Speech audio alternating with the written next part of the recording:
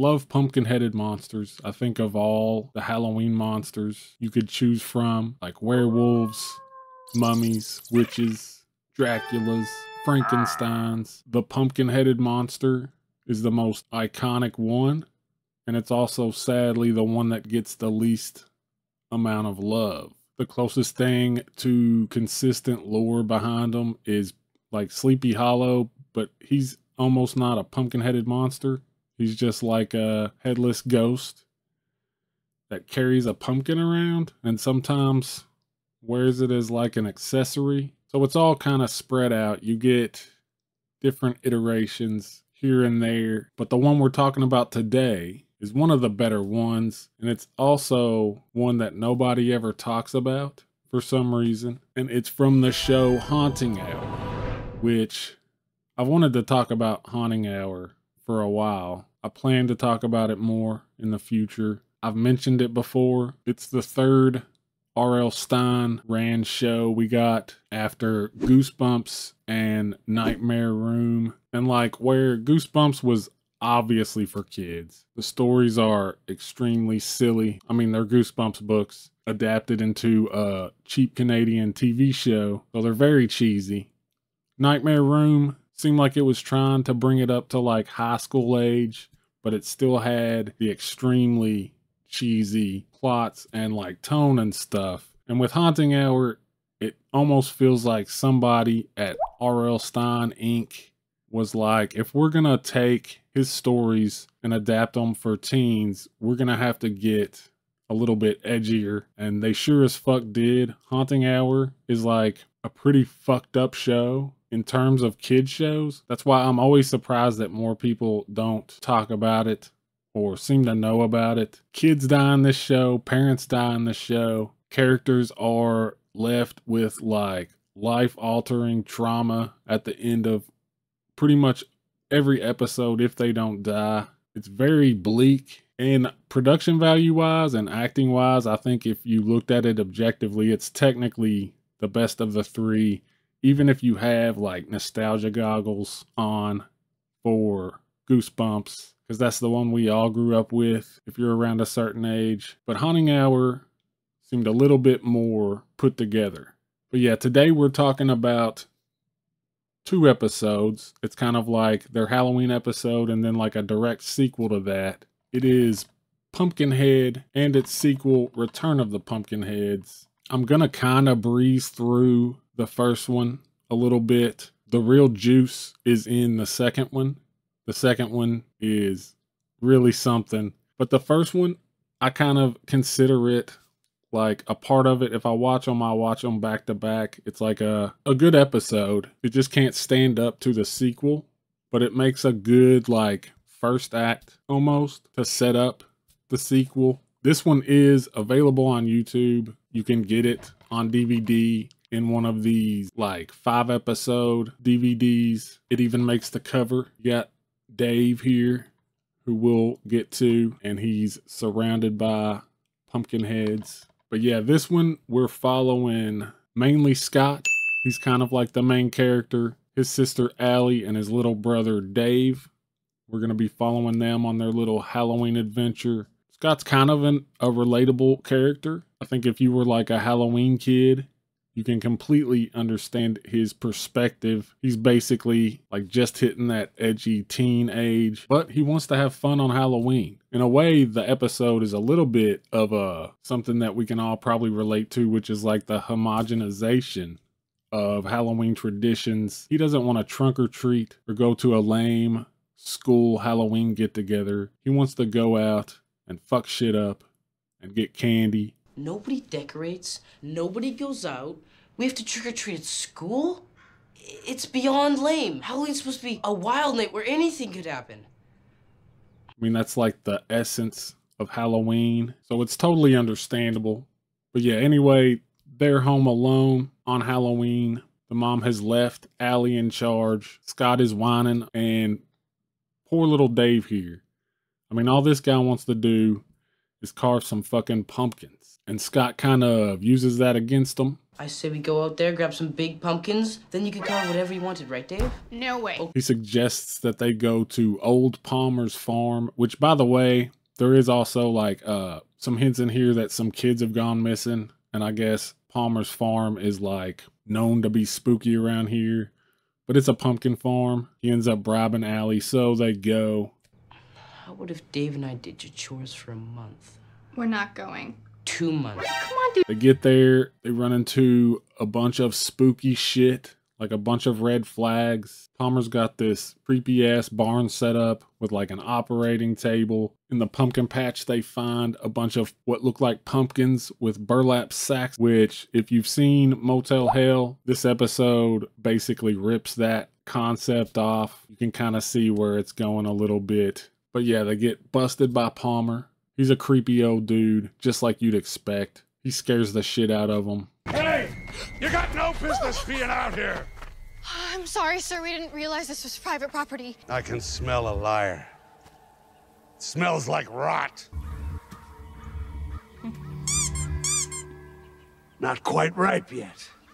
But before they go, Scott can't help but get what they came for. He steals 2 pumpkins. And through this whole scene, you've kind of got that like lurky POV perspective here and there that kind of tells you they're being watched. Yeah, they get home and start carving these pumpkins. And the first one is rotten.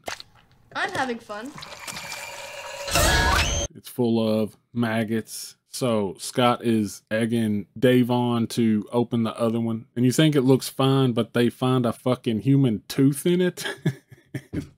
It's clearly a human tooth. There's no way around it. Dave is the only one who is looking at it as inexplicably as it is. But Scott and Allie are kind of trying to make excuses for it. It's just a weird pumpkin seed, right?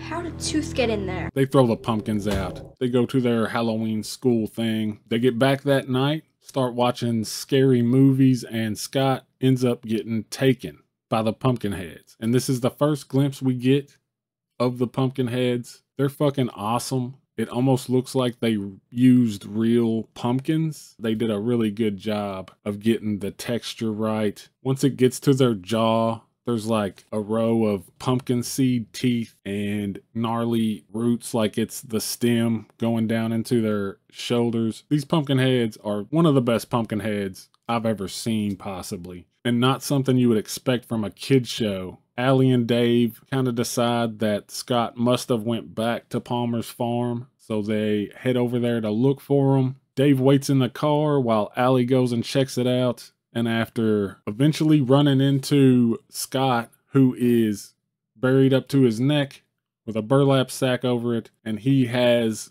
been transformed by Palmer into a Pumpkinhead seedling. Still not ripe, but getting there. And yet, the episode basically ends with all the kids presumably dying.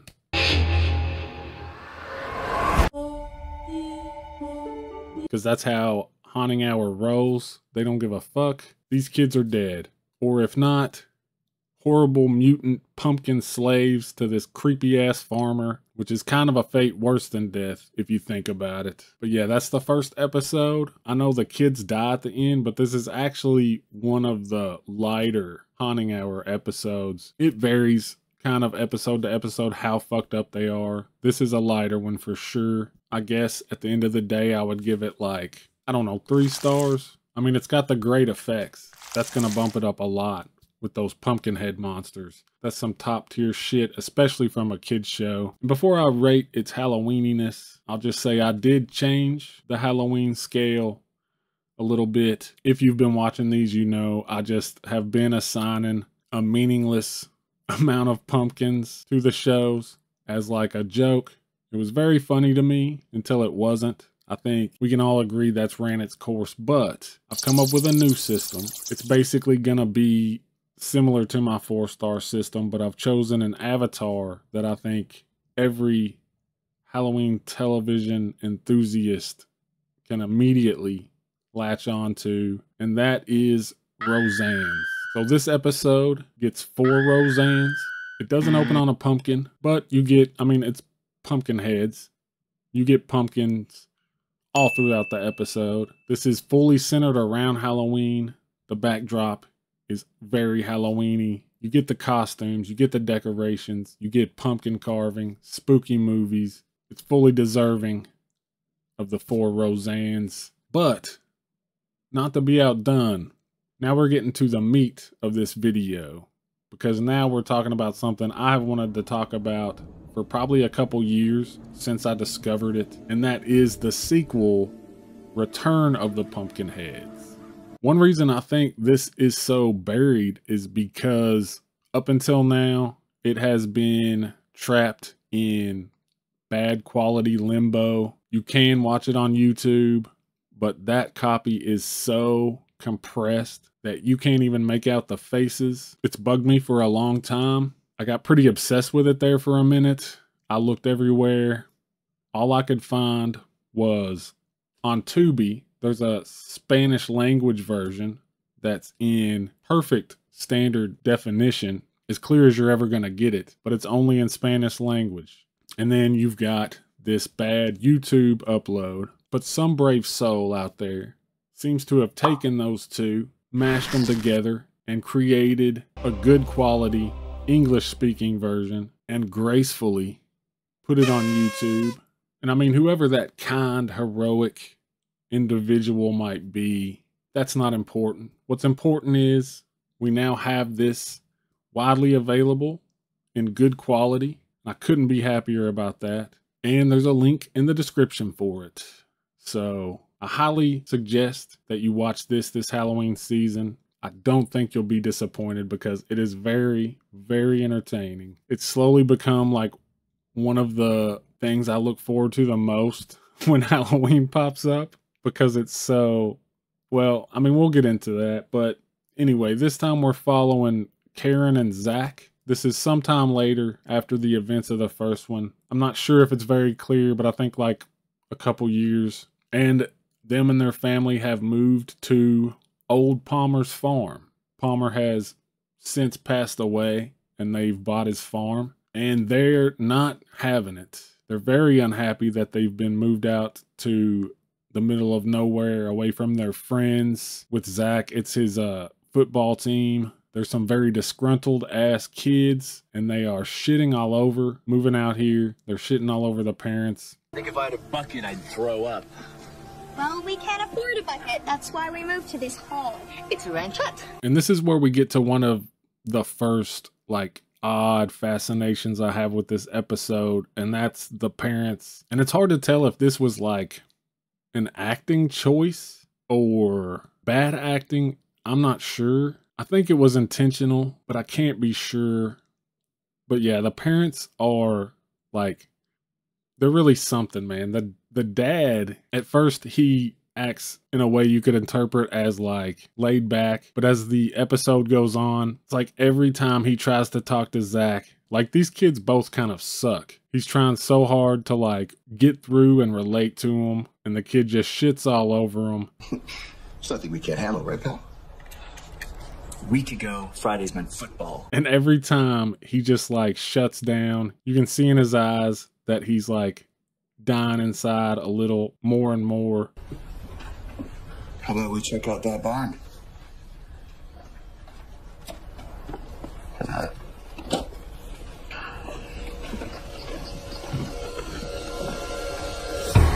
And I also think he could also just be high too, or like some kind of mix of both. And speaking of substance abuse, we get to the mom. Her too, at first, the way she's acting could be interpreted as just like, I don't know, a little intense.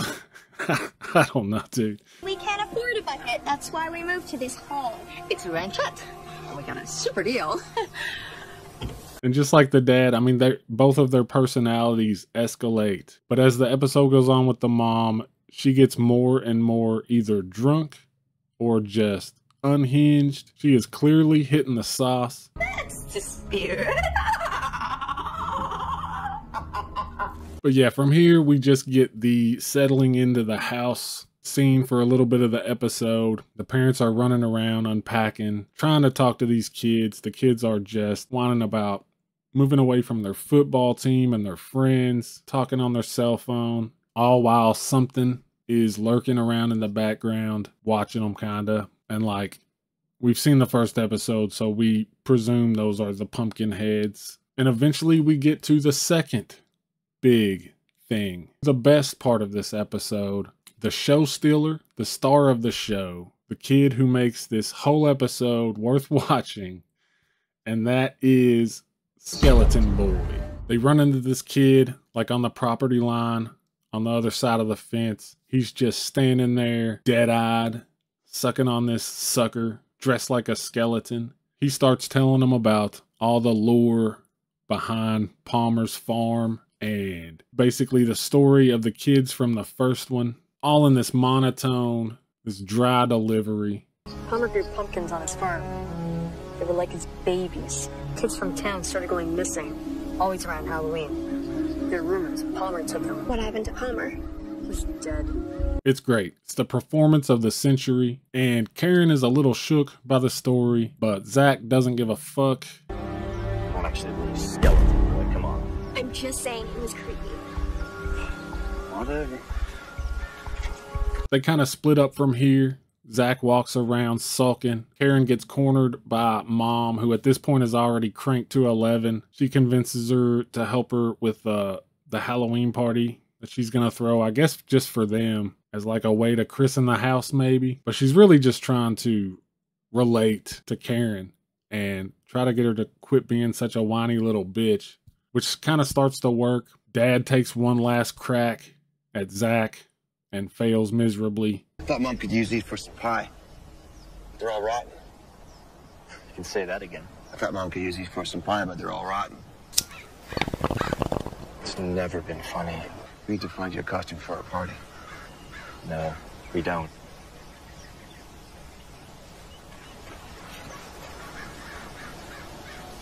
And then we start getting spooky stuff happening everywhere. Scratching at the window. Somebody seems to just be straight up fucking with Zach. Him and Karen meet up and start trying to figure out who's behind these pranks. Their first suspect, of course, being Skeleton Boi. Skeleton Boi. I'm not gonna be punked by a Skeleton Boi. Mom ends up running into the Pumpkinheads. She thinks that it's costumes that the kids are wearing somehow.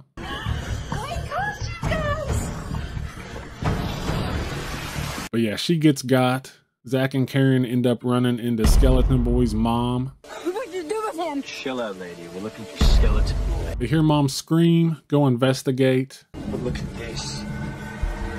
and find that Mom and Dad have been transformed into Pumpkinheads. The early stages, like we saw earlier with Scott. Personality-wise, I mean, Dad's about the same, but the mom has definitely been zombified. They finally decide to get the hell out of there. We get the suspenseful trying to start the car as the monsters close in kind of scene. Look, I'm buckling my seatbelt, just like you always told me to. I don't think they care. Just shut up and drive. And it ends with Mom and Dad going full Pumpkinhead. And again, just everybody dies or gets turned into a pumpkin-headed monster. This episode, to me, is like a perfect example of a kids' horror anthology episode. Or at least it's everything I want from one. It's absurd. I mean, the story is nothing super special. It's just like a standard spooky story. Kids' horror anthologies are always formulaic and predictable. That's part of their charm. Haunting Hour does like kind of transcend that a little bit.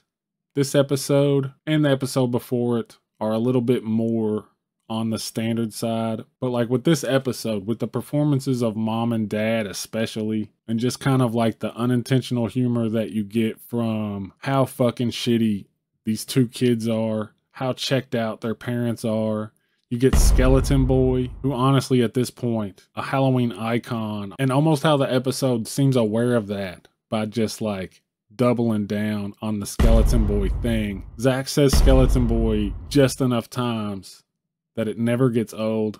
It's good shit. This is an easy 4-star banger for me. I haven't watched all the Haunting Hour episodes, but of all of them, this is by far my favorite. And I don't even think Halloween bias plays into it. I think I would like it just as much if it weren't a Halloween episode. In terms of Halloweeniness, it is not as Halloweeny as the first episode. That one had the decor, the costumes, the Halloween motivated plot just like baked into it. This one, I guess since they're kind of moving into a new house, you don't get the decor. You get the mom dressed like a witch and she's setting up a Halloween party. So it's not as Halloweeny, but then again, you have the Pumpkinhead monsters. So that bumps it up a little, but I'd still give this like 2 Roseannes, pretty low, sadly. But like I said earlier, I kind of watch these back to back as one 40-minute thing, as opposed to 2 separate episodes. And with that in mind, I feel like you've got to watch this. I feel like it deserves to be like a Halloween classic, honestly. If you're talking about television, these 2 episodes are so fun to watch during the season. And now they're both available in good quality, which makes me happy. And hopefully more people watch it and it catches a little traction or something because it's so good. But yeah, that's it. We're not completely done with pumpkin-headed monsters. They deserve more love, and I'm sure I'll come back to this topic. Yeah, anyway, I hope you enjoyed it. Thanks for watching, and until next time.